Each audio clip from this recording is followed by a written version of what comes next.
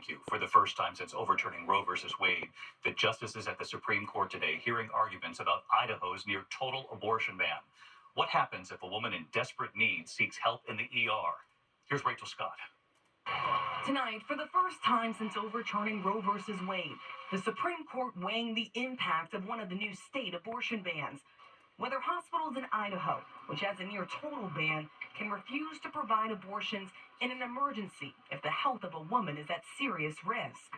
If a woman comes to an emergency room facing a grave threat to her health, but she isn't yet facing death, doctors either have to delay treatment and allow her condition to materially deteriorate, or they're airlifting her out of the state so she can get the emergency care that she needs.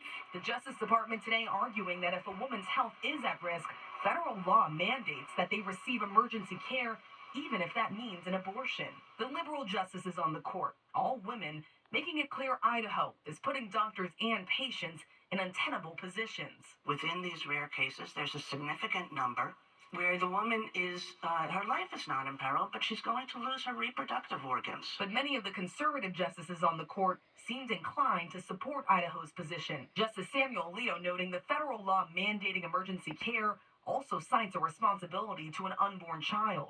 The statute imposes on the hospital a duty to the woman, certainly, and also a duty to the child.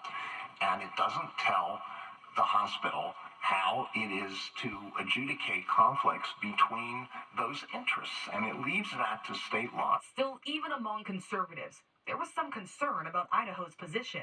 In one remarkable moment, Justice Amy Coney Barrett, a staunch opponent of abortion rights, exclaimed she was shocked by Idaho's argument that women in crisis could be refused an abortion in an emergency room on a case-by-case basis. It is very case-by-case. The example That's the from... problem. I'm kind of shocked, actually, because I thought your own expert had said below that these kinds of cases were covered. And you're now saying they're not? No, I'm not saying that. That's just my point, Your Honor, is that... Well, you're hedging.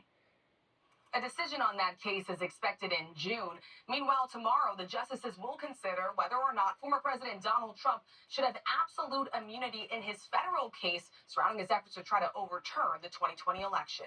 David. All eyes on that case as well. Rachel Scott at the Supreme Court. Thank you, Rachel.